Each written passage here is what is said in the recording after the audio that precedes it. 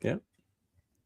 Bert, it's National I Forgot Day, which is ironic because I completely forgot to write the show. So I'm glad you stepped in and helped us today. No, I that's lost good. track. That's fine. I figured I Yeah. mean, there's not much going on, so I figured like we try to play into a lot of Yeah. like World Cup baseball until a couple of weeks. Camps starting up. So I know. They we have a lot of stuff going on today. We have NBA, NHL free agency, big moves. popping off the past 2 days. Yeah. Yeah, I'm not sure. I mean, I've seen a lot of NHL stuff come across my phone, but I feel like a lot of it has been more so trades than actual free agent signings. But A lot of either the way, bigger we'll names lump have it been in. trades. Right. Yeah. So we'll lump it in all to that. Obviously, we'll do some World Cup stuff, and then a fun little top five America bangers with 4th of July coming up. If you notice a little America flag down there, me and Bert are in the spirit. Independence Day, one of my favorite holidays, mostly because of the beer and the burgers that are associated with it. So we'll get to talk about all that and more. And which NFL team would me and Bert move into what city and why? What are the reasons? Find out next. Give them a shot to do what?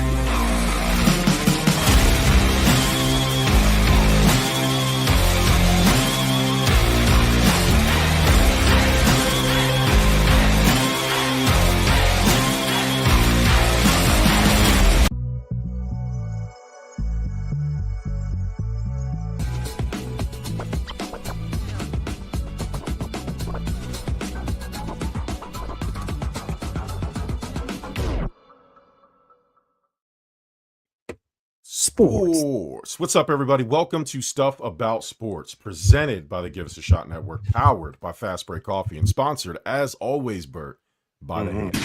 Oh yeah. Shout out to y'all. That was the one gunshot. I need the multiple gunshots. Yeah. You know what you can do since the 4th of July is coming up, you can actually just instead, if you want to play audio of fireworks going off and then say they're gunshots, because apparently all of our neighbors are going to think that if anybody's on the next door app and know what I'm talking about. Oh yeah. Second, there's a firework going off. Did somebody hear gunshots? It's like, come on. Like, you need to pay attention to what day it is. Yeah. Yeah. Also, if you're firing off illegal gunshots, firing off illegal fireworks, I'm calling the cops. All right, enough of you neighbors out there in your backyard. Last year, we had these neighbors shoot off their fireworks, and I woke up the next morning and there was firework residue all over my car, all over my yard, because they were out in the street shooting off fireworks. You're not gonna clean them up. Don't shoot them. And if I catch you shooting them, I am calling the police. I live in the suburbs now. I'm one of those guys now. I'm calling the cops, and they'll get there quick because I'm a firefighter. I'm not gonna tell you where, but yeah. Trust me, if I call the cops, they're coming. So just letting you know. Yeah. I can call them directly. I don't have to go to 911. Just letting you know. So, Bert, how are you, man? How you feeling? I'm good. I'm feeling hot, man. I don't know if you're paying attention. We're facing a heat wave in the Northeast right now, and it is brutal. Yeah. It's brutal all the way through. It is hot down here in North Carolina. It's, again, not to sound like a dad on 4th of July, it's not really the heat down here. It's the humidity, because my town is like literally built on a swamp, so it's just humid all the time. It's like that. I can handle the heat, like but the humidity is just it's like, dude, it was like down, 106 today. It was insane. And like when you first step outside, it's like, this isn't bad. And then you wait another 2 minutes and you're like, oh no, I'm melting. Like this is bad. Humidity was, I mean, not horrible, not like what you're facing, but I mean, enough to add into that 106 to be unbearable for sure. That's not on its own, but hopefully tomorrow we'll see a little bit of reprieve, but I don't think it's going to be much better. Rolling into a lovely barbecue weekend, Absolutely. When you're out there shooting off fireworks and barbecuing, please be safe. Don't blow your fingers up. Don't stop pour doing that. Yeah, stop doing that. Stop pouring a bunch of lighter fluid and gas on your grill and burning yourselves up. We've had a couple of those already. Not even 4th of July yet, and people are lighting their legs on fire because they're just dousing their fire pits and their barbecue pits with gasoline. It's unbelievable. Gas is way too expensive for you to be doing some dumb shit like that. So please stop doing that. Be safe. and all that good stuff. All right, Bert, let's get to the good, the bad, and the fugly this week. What do you why don't you start us off with? Let's start with the good, and let's keep it USA because, I mean, Team USA advances against Bosnia in a 2-0 shutout last night. Even played the vast majority of the second half down a man after that egregious red card that happened. Just absurd. But nevertheless, they prevail. And here we are moving on, which I believe that means we are facing, is it the winner of France? No, we face Belgium on Monday. We face Belgium. That's who it is on Monday. Yeah.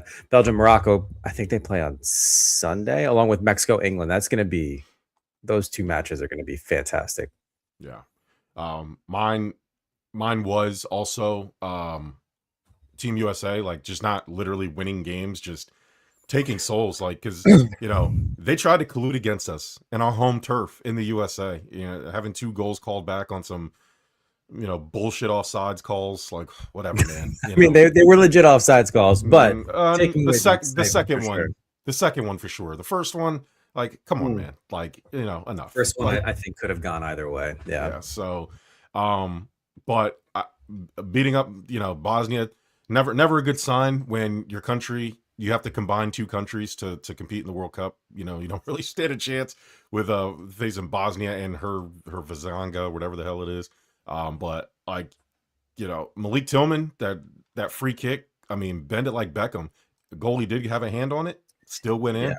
It was a phenomenal kick. Phenomenal kick. Yeah. In a big moment too. Like that's like a 50-yard game-winning field goal. That's literally the single to end the game. It's literally hitting the free throw with no time left in overtime. Mm-hmm. It's like one of those things. So and then we talked about Florian Balogun and his red card, which again, not understanding in the year 2026, year of our Lord, why we're just not allowed to review things these days.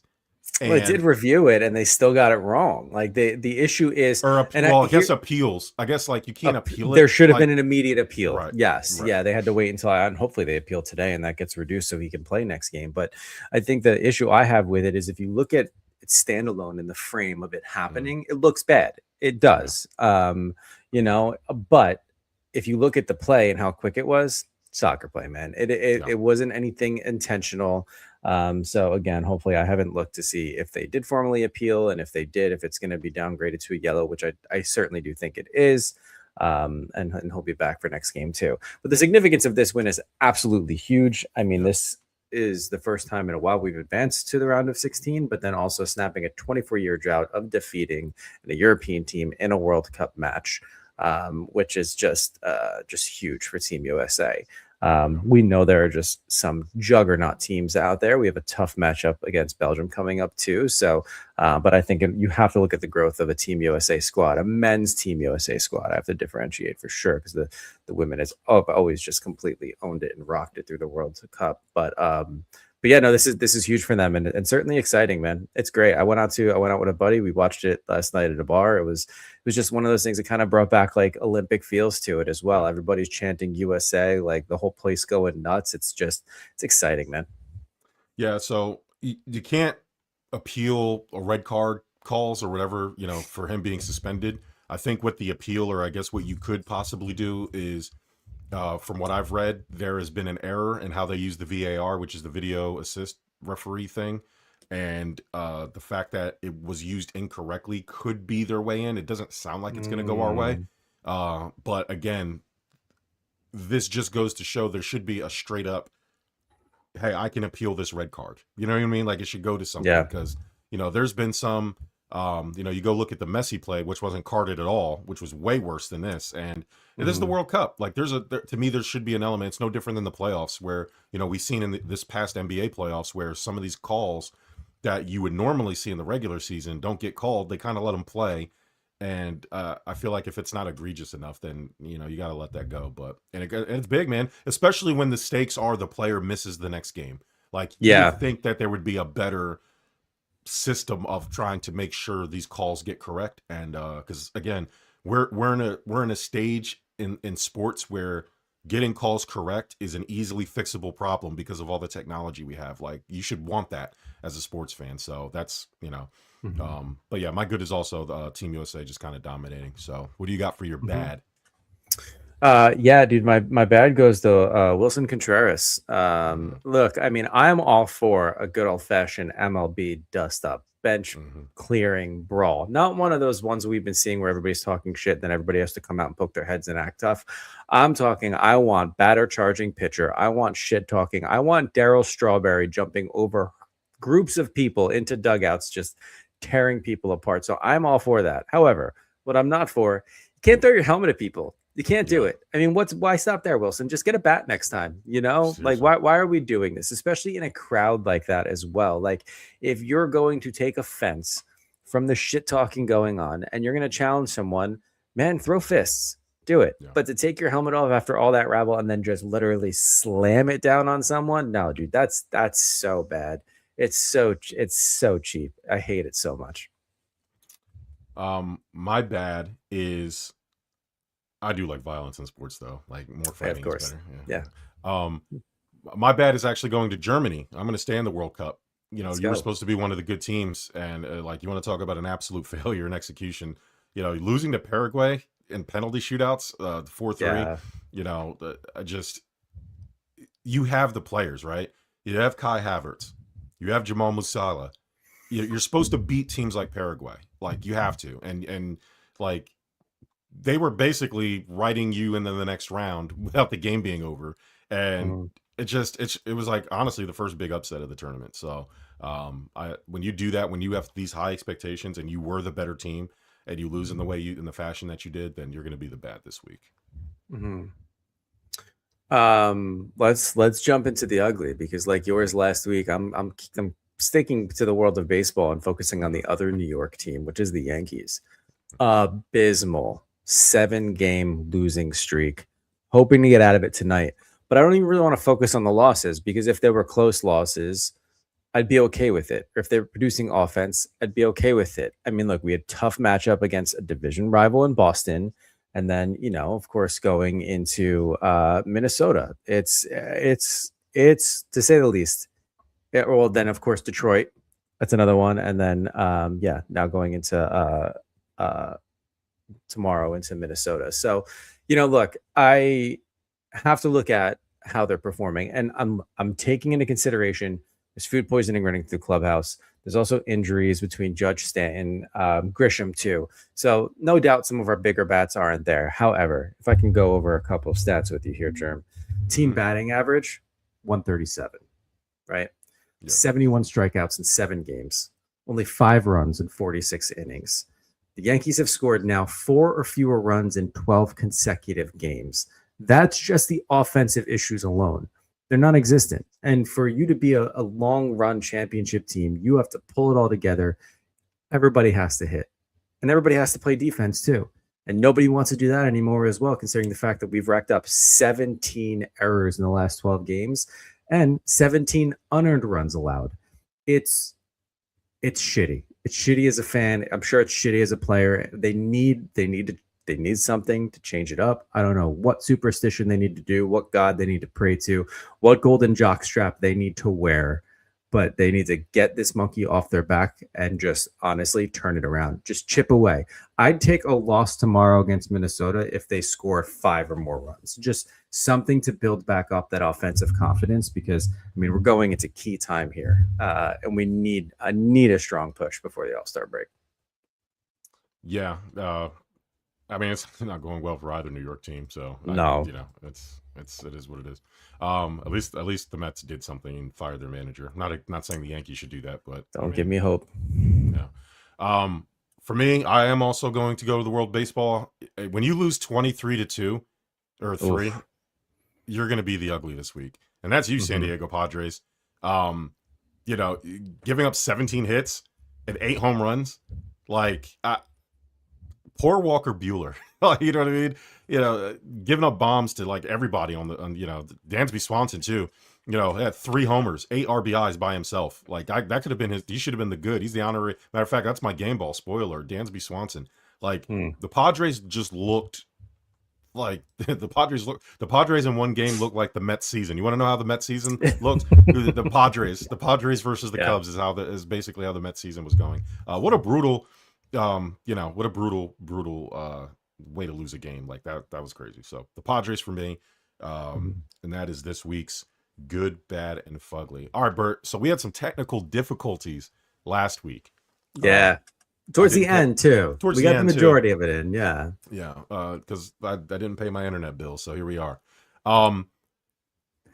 We were talking about, we have expansion teams in a lot of the sports, and, NFL's talking about expansion, and we said, well, I don't know if the NFL needs expansion. Not that they're anywhere close to it, but, they're still talking about it to the point where they're trying to figure out what cities would make a good spot. And you and I said, well, I don't know. Like, there's a step between adding teams. Like, there's some teams that don't belong where they're at, and cities that do deserve a team, but we shouldn't be adding teams. We should just be moving teams. Yeah. So, Bert, what NFL team would you select for relocation? To what city and why? Yeah, I mean, this is really just me being a bad neighbor is what it comes down to. But in all honesty, I want the Jets out of New York and New Jersey. I do. At least the Giants. And look, I know we're not perfect, and I know we've had our ups and downs, and mostly downs lately, but at least we've given the city something to fucking cheer about over the past 10 years. I mean, let's be honest here.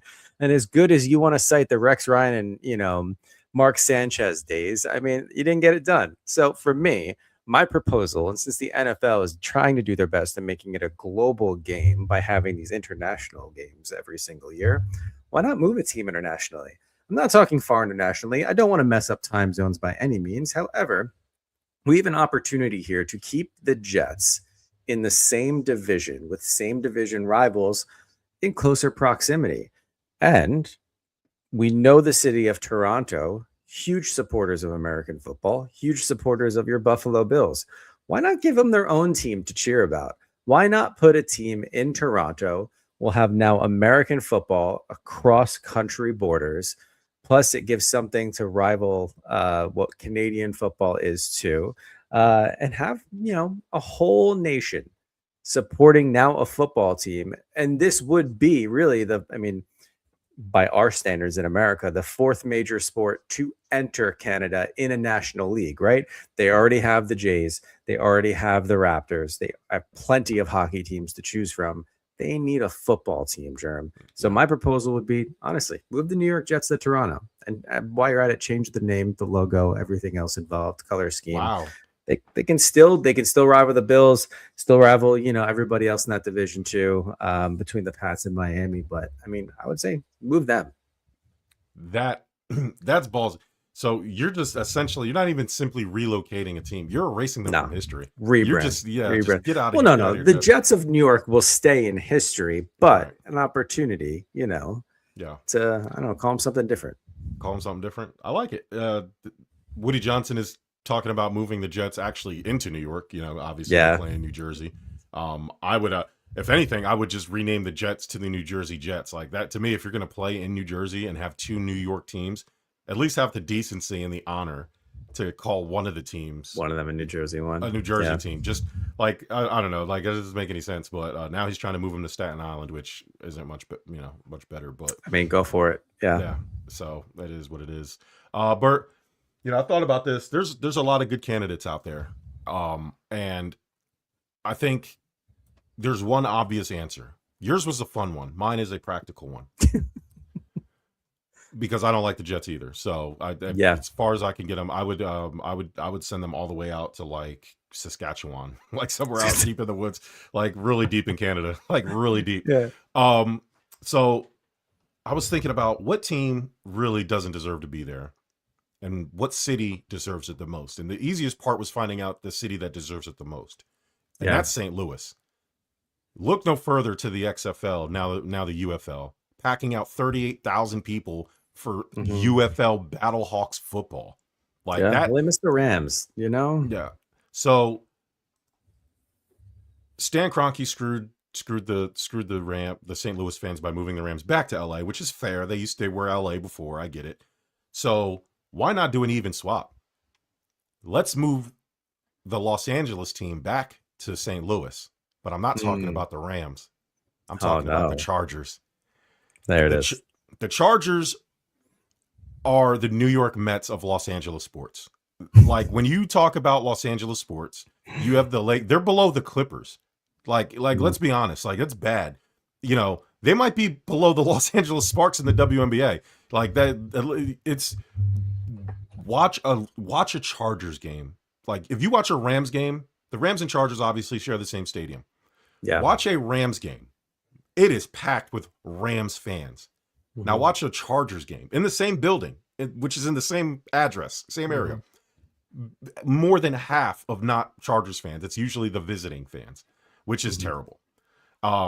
Again, because they were also in San Diego, which is another place where they just weren't fitting. So my proposal is to move the Los Angeles Chargers to St. Louis, Missouri. Keep them in the AFC West because you still have an instant built-in rivalry with the Chiefs, but now they're closer. So you still get that. You know, you don't think those guys out there are going to watch Patrick Mahomes and Justin Herbert battle it out like for TV revenue with geographical location. It's right there. I spoke about basically the economy, like corporate support is already there because obviously they'd be thrilled to have an NFL team again. But, you know, they also have other major sports there because the St. Louis Cardinals, St. Louis Blues for the NHL. So, you know, it'll be supported by other major sports. They're not going somewhere and starting fresh, you know. And then obviously I talked about the St. Louis Battlehawks. So there's obviously a hunger for football there. So there obviously will be better turnout for a Chargers game because they're gonna, at least in the beginning, because they'll be thrilled to have football back in the Rust Belt. So I don't know. I think St. Louis is just starving for an NFL team. I would give them I think they're the Seattle Supersonics of the NFL. I think St. Louis deserve, like, anytime you're talking about adding to the NFL or relocating in the NFL, St. Louis, much like Seattle for decades, needs to be at the top of this list. Not Seattle, I'm sorry. St. Louis. Did I say St. Louis? I can't remember what I just said, but they need to be at the top of the list. Yeah. I did. Yeah, because like I said, the Chargers are competing with like the Dodgers, the Lakers, the Rams, fucking USC, UCLA, you know, the beach. Like, people would rather go to the beach in LA than go to a Chargers game. So they really honestly don't belong there. They never should have moved from San Diego. If they were going to move from San Diego, and I do understand kind of the economics of that, like LA was not the move. So it is what it is, but I would move the Chargers to St. Louis. So I thought that would be a fun little thing. All right, Bert. NHL, NBA had a lot of good moves. You know, in terms of like a lot. We could be here for 3 hours, but we'll focus on the biggest and the brightest names. So give me a move in the NHL that kind of turned your head when you saw it come across your phone. We spoke about it a little bit last week. I mean, the Brady Tkachuk move to Florida certainly was huge, eye-popping. We knew he wasn't happy in Ottawa. I didn't know where he was going to go. There was a part of me that wanted him in New York, but I mean, it was clear he loved playing with his brother so much in the Olympics. He wanted to go to Florida. My only concern there is, like with trade, obviously there's retention of salary for whatever team they're going to. And with the Panthers as deep as they are, and especially with, signing the likes of Brad Marchand last year, especially to an extension and having a lot of large contracts, I didn't know how they were going to afford it. Well, lo and behold, as soon as free agency started, we found their 2-time Stanley Cup winning goaltender going to Toronto once the first hit too. So, the big name of the trade would be Brady Tkachuk going to the Panthers. Obviously, they now have a little bit more cap space now that, Bobrovsky ended up going to Toronto, which is a huge addition to Toronto, and just adding just consistent goaltending, ahead of a really good offense too. I can't ignore what the Rangers are doing. I'm not trying to be a homer by any means. I had doubts about Chris Drury. I certainly still do, but he's making the right moves instead of making this a rebuild, quote unquote, into a retool. And I think one of the biggest ones was getting Dorofeyev, if I'm saying that right, Dorofeyev from Vegas. Young, 37 goal scorer a year. He just adds so much scoring depth. They're going to pop them right on the power play too. He should hopefully fit right in and just be an instant goal scorer. But he's also added depth around the blue line, and he's focusing on young and fast. This is what he wants to do. He recognizes that the NHL game right now is all about speed. Look, improving with, getting Sean Druzy in there, Marcus Peterson. They also signed Oliver Bjorkstrand. I think it was a 4-year deal too. So adding more scoring depth as well. Just really hopeful. We did lose a couple individuals also. I mean, we traded away some younger guys. We also traded away Vincent Trocheck too. And look, Trocheck was phenomenal. I'm going to miss him. I think he was such an awesome player to watch too. But, he was year 4 of a 6-year deal and getting a little bit older. I'm not saying he's not a fit for the NHL anymore, because he certainly is. But with what we need to do with our team, we just need to focus in on some younger players who had more scoring depth. And Trocheck is a phenomenal center. He's going to do well in Utah. But we needed to upgrade a little bit as well. The only move I'm scratching my head at for the Rangers is that we do have a solid prospect in goaltending coming up with Garand. But I guess as a fail-safe, we went in and traded some picks away to get Korpisalo from Boston to sit behind Igor Shesterkin. Jonathan Quick, the veteran he was, left a huge hole in consistency with backup goaltending when he retired at the end of this year. I think Korpisalo will help fill that void, especially when Igor needs the nights off. And it's also going to play into his longevity and staying healthy throughout the season too. My complaint with it is the fact that we're now on the hook for, I think it's like $3 or $4 million a year too. And with Igor's giant contract he just got last year, that means just for goaltending alone, because I think his AAV is like 11 or 12 a year, like that collectively we're playing 14 to 15 million a year in just goaltending. But you hope that carries you far in the playoffs. I mean, look at the 1-2 in Carolina that just happened this past year. So, I mean, if that's anything in terms of indication of how successful a team will be, then I'll absolutely take it. So I'm very impressed with the Rangers are doing. You also can't ignore what Edmonton's doing too. And like, look, we know some of the favorites in re-entering contention for the Stanley Cup are going to remain the Hurricanes. And over the past 2 years, they haven't made big moves, but guess what? They're retaining their core, and that's what they want. But the Oilers have stacked up as well. I mean, adding Connor Murphy, Ryan Shea, Dickinson too, but depth in goaltending as well. Freddie Anderson taking the jump, signing. I mean, that's great for him. I think it's going to be a really good spot, and he goes to yet another competitive team too.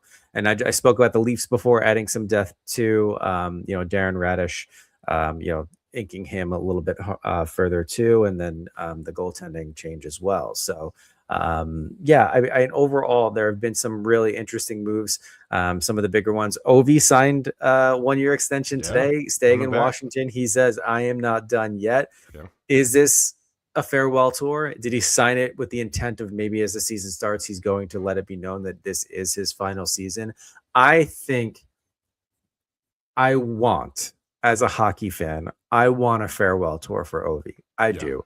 I want to go into it the same likes of like when Gretzky announced he was retiring. I want him to enjoy his last year. I also want the fans to come out in droves to watch him. So if he is going to make it this last year, I would love a heads up to make sure that I make every effort to go and see one of his last games in person too.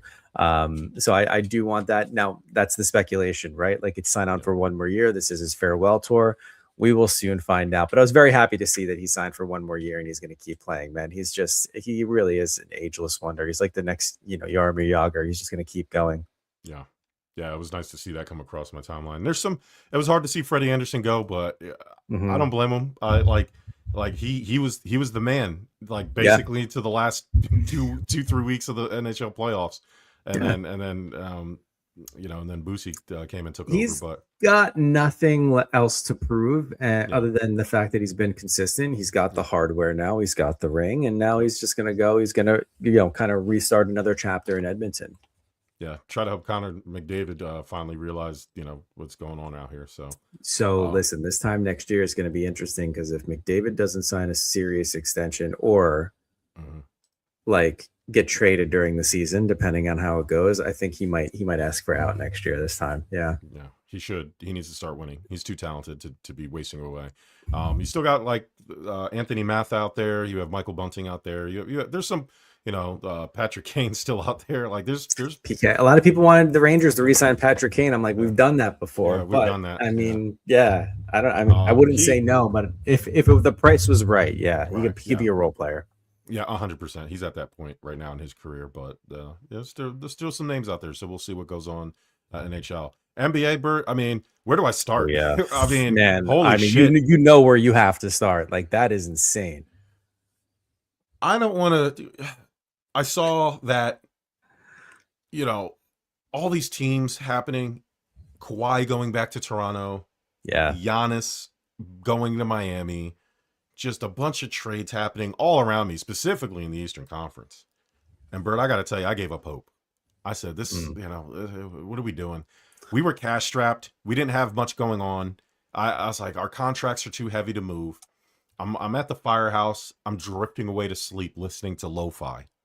And then all of a sudden, my phone, in the darkness of my bunk room, lights up in red and white. And I hear a soft, subtle dun-dun-dun, dun-dun-dun. I said, oh, what's that? You know, my alert from my ESPN app. Flip the phone over. And then all of a sudden, a series of about 7 or 8 texts. Oh my God, you did it. Da, da, da. I was like, what is happening? Jalen Brown traded from our arch enemy, Boston Celtics, to the Philadelphia 76ers. Basically, they gave him to us for Paul George's ridiculous contract. They're going to owe that man $110 million for the next 3 years. He's 36 years old. Like, I mean, it's insane. I can't even get out of bed without my knee hurting. He's going out there to play basketball, run around our age. You know, and so you get Jalen Brown, who was a top 5 scorer last year, added to Tyrese Maxey, who was also a top 5 scorer last year. And then with VJ Edgecombe, who was a Rookie of the Year finalist last year and could have been Rookie of the Year if the Sixers didn't have an abysmal final stretch there, you know, to get into the playoffs. But and then Joel, which makes Joel Embiid's presence not nearly as important. And so taking the pressure off of that team, and then on top of it, you know, Mike Yancey, he's been here for 10 days. Already a better GM than Daryl Morey ever was for the Philadelphia 76ers. I don't understand. Like, you analytics nerds, I don't ever want to see your face again on the basketball team. Like, fuck you. Like, seriously. It's, you know what I mean? Fuck your spreadsheets and your you know, plus minus, box plus minus and all that bullshit. Like, hoarding assets. Like, what are you doing? Like, you're building a Lincoln Logs or something. Like, you're trying to build some Legos, holding on to a second-round draft picks in 2030. Fuck them picks. Hey, he said, yo, we are trying to win now. This is perfect because the picks that you give to Boston, they're like 2028, 2030. By then, Joel Embiid will not be a Sixer. I wouldn't even be shocked. Like, if he's like, his contract is ridiculous. His injury history, he can't be trusted to be there. These moves that the Sixers have made, Mike Yancey has made, have been made with, if Joel is here, we are 100% a contender. And we should be a favorite. But when he's not here, which is literally half the time, we will still be an ultra competitive, well-rounded, deep basketball team. He, in a span of 10 days, was able to solve the Philadelphia 76ers' 2 biggest issues, which was depth and then star power, scoring, reliable scoring, because Paul George, PED George, couldn't stop taking drugs and disguising it as antidepressants. The fuck out of here. You just wanted to smoke pot, man. Like, you're adding a 2024. This isn't like a guy, you know, Daryl Morey was always like star chasing, but like grabbing the stars 8 years past their prime and hoping for the best. Jalen Brown is a 2024 finals MVP. And you add him, you know, he averaged 29 points a game, 5 assists a game, and he's going to come to the Sixers. The only real adjustment is, you know, him wanting to be the man in Boston is what kind of started all this friction. How is he going to handle coming to Philadelphia, where Joel Embiid is kind of the face of that franchise, regardless of how much he plays or doesn't play? He's just, he's the process. He's literally everything to that city. Here's to what I say to a lot of these Sixers fans that are saying that. Fuck Joel Embiid, respectfully.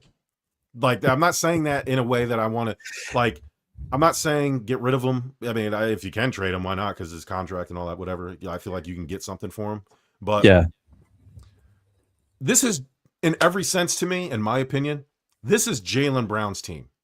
Because, sorry, Tyrese Maxey, sorry, Joel Embiid, you've had your chance. You've had your chances to step up. More so Joel Embiid. I get Maxi's is only a few years in, but Maxi has shown me enough when Joel isn't there that he's not really an alpha. Like, he's really good. People really like him. I'm not a fan of his happy-go-lucky attitude. Like, I wish he was a little bit like, what did I say after the Knicks swept the Sixers, Bert? We need killers to take this team to the next level. I believe Joel Embiid is a killer. However, his injury history, I can't rely on him to be out there. Yeah. Jalen Brown, in every sense of the word, is a killer. And the way the game is played now, even though Joel Embiid is dominant, as we saw in the Boston series, like, that's the Joel. If we get him more times than not, we're good to go. But then you saw he wasn't even there for the Knicks series because he was hurt. So it's like, to have a killer who's reliable and durable is now he has championship experience. Like, Jalen Brown has proved it in every which way that he knows what it takes to win at the highest level. So sorry, Maxi. Sorry, Embiid. This is Jalen Brown team now, as far as I'm concerned. And I'm going to push that agenda everywhere I can. To all these Philly fans, all the Philly media outlets, all the Philly podcasters that want to say this is guys a big four. No, it's Jalen Brown and the Sixerettes, in my opinion. Like, hey, follow his lead. Maxi, Joel Embiid, step aside. You're a role player now, a very expensive role player. You do what all these teams, the Clippers did with Kawhi Leonard.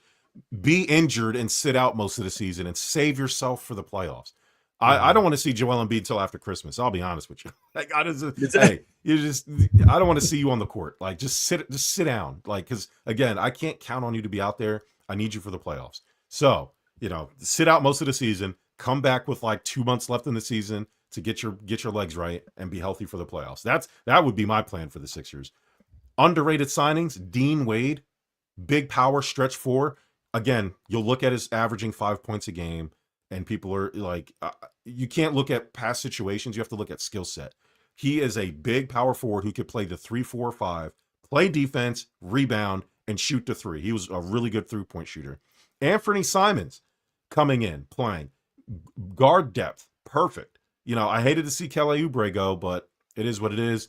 And then Ariel Hukporti, he was a backup center. He'll probably take the place of Andre Drummond, who will probably be leaving. So, I think I'd like to add one more center just because Joel Embiid's not going to be there. But, you'll have a Dembona, and then we'll play a lot of small ball, I can imagine, with the way the roster looks right now. And then Gansey drafting, LeBaron Filion Jr., which I thought was a steal of the draft. That guy's going to be nasty because he can play about 2 or 3 positions. And then obviously you have VJ Edgecombe. I'm very excited for the Sixers. They got me right back in it, Bert. I ain't gonna lie to you. But just when you thought you were done, they pulled you right back into it. I told you I'm done. I'm not walking into any more off seasons hype. Even the Bills, with everything the Bills have done, I haven't really been rah about the Bills, and I'm excited about them too. Yeah. Just DJ Moore is going to change a lot, but I told you, like, I'm done the preseason hype. I need to see it. I just more so. The Bills have earned my trust because I know that they're always going to be a contending team because Josh Allen's there.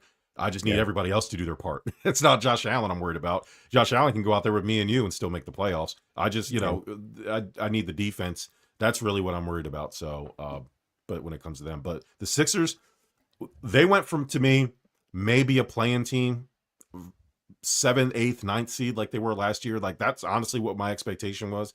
To me, they're our top 3 team in the East. Like, I have them, the Knicks, and then Toronto. I know I turned this entire segment into a Sixer segment, but that's those biggest moves they've been making. The biggest move.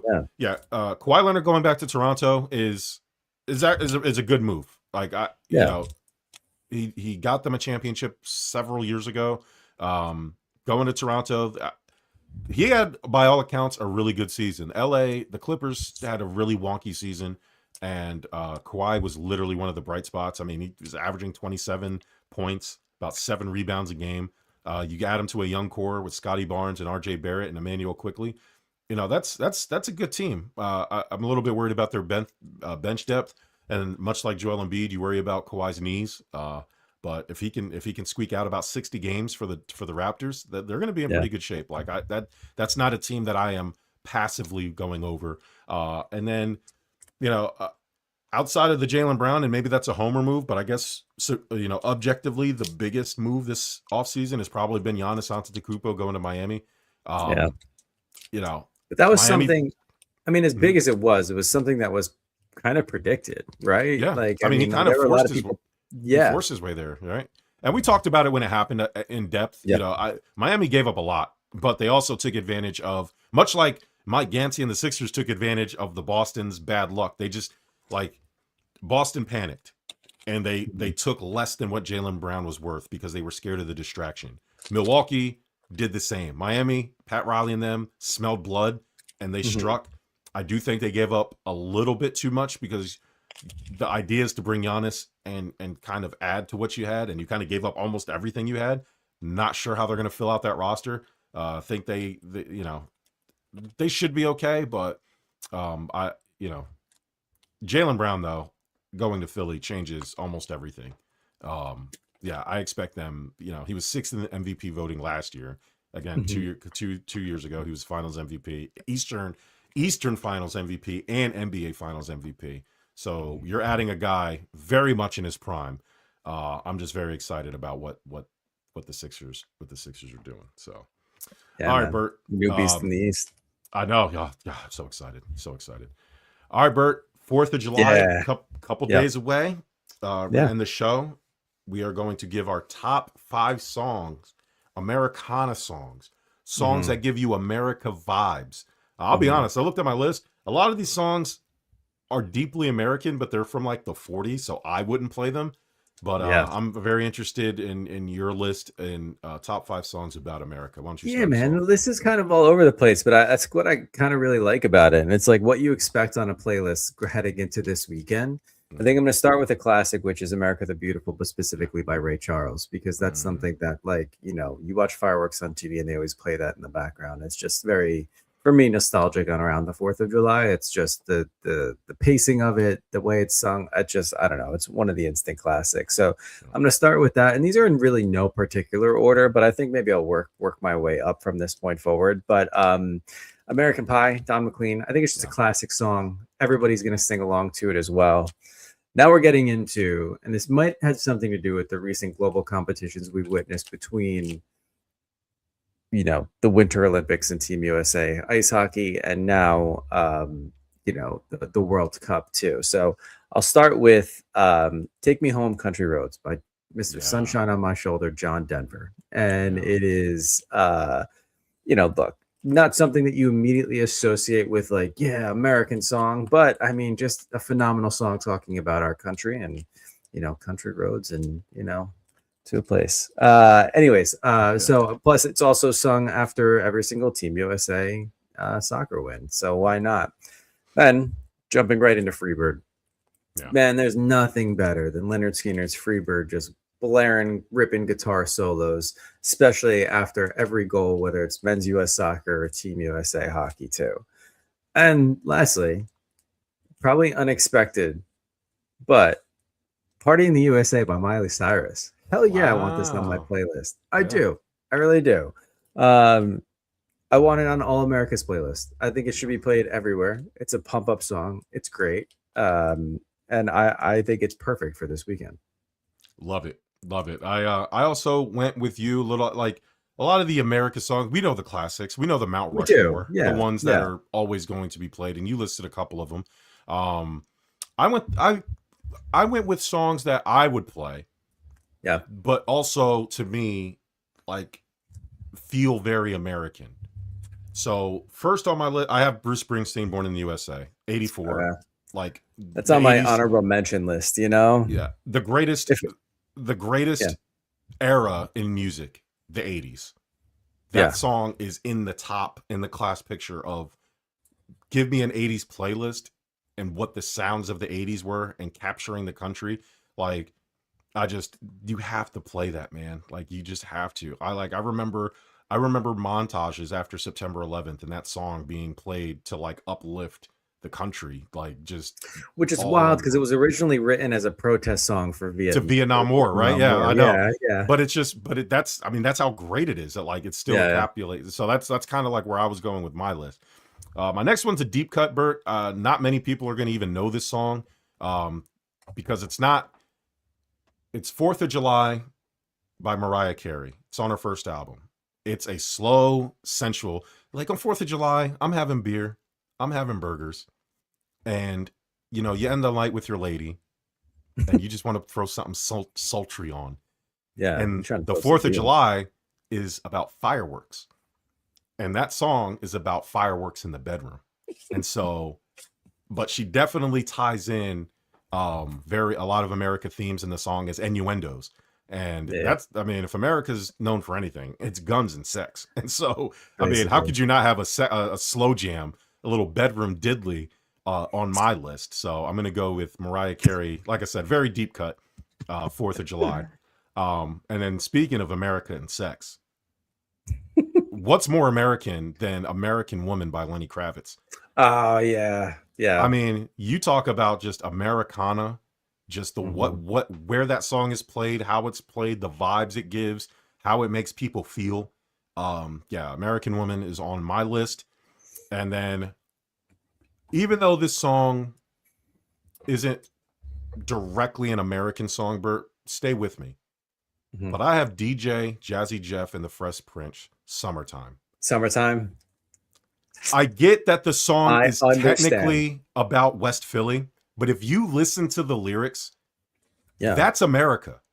It's the perfect American experience. And it's a song that everybody from every race, creed, era resonates with. It gets played every summer. Like it gets played. It's like the summer theme song. Literally, it's called Summertime, but it's a song that will be played for the rest of our lives at the same exact time. It's going to be played in about 2 days, all over the place. And again, if you actually listen to the lyrics, he's telling you a story, and it's a story about just being together, being united, and just having a good time on a summer day. And so, yes, the song is about his day in West Philly, but try to broaden your horizons. It's an American song through and through. It is one of the great songs of summertime, but specifically rolling into this weekend too. It's fantastic. It's fantastic. And the last one, Bert, I mean, how could you have a list about America and everything we represent? And whether you like him or not, the president we have, this song seems very, very on point. And that's America, Fuck Yeah, from Team World Police. How did I forget that one? Holy shit, man. Like, that song it's first off, that movie, World Police, I mean, it's a great movie. Like, I don't care what anybody. It was way ahead of its time, too, when it came out. Yeah. Way, way ahead of its time. So shout out to Trey Parker and Matt Stone who performed that song. But yeah, it's America, Fuck Yeah. Like, that's another one of those songs that no matter who you are and that gets played, you're grabbing a beer and you're grabbing somebody's shoulder and you're just having a good old time. Like, that song is amazing. I love it, man. We played it. We played it at the firehouse while we were cleaning the bay, just getting ready for the 4th of July weekend. So it was pretty awesome. But yeah, those are my 5 fingers songs. And put out dumb fires, Yeah. Last year, not a great year for us. We had guys lighting their legs on fire and burning their hands up and blowing their fingers up. It's not fun. Not a fun weekend for me. So you guys be safe out there. But please do. Yeah, please do. Bert, you got a game ball you want to give out? I do. I mean, yes, it's a game ball. It goes to Chris Johnson. Obviously came out that he was diagnosed with ALS. The game ball's in support of him and honestly anybody fighting that horrible disease. I mean, we've seen it, honestly. I mean, whether you're a professional athlete or not, like, it's just truly just one of the most heartbreaking things to watch, and just understanding, like, the fight and the toll it takes, not just on the individual, but their family and so on too. So game ball certainly goes to him. It sucks. It's so sad to say. Yeah, I'm not even going to say the one I had because not that I forgot about it. It didn't cross my mind when I wrote it. But yeah, the courage to come out and talk about it too, is pretty, it just sends a message and it kind of keeps life in perspective for everybody. So I think I'm with you. I'm going to give my game ball to Chris Johnson and his family and everybody who has to help and anybody honestly who's dealing with the same Fighting thing that that he is horrible and fighting. disease. Yeah. And so I'm with you on there. Shout out to Chris Johnson, Chris 2K. I mean, that's CJ 2K.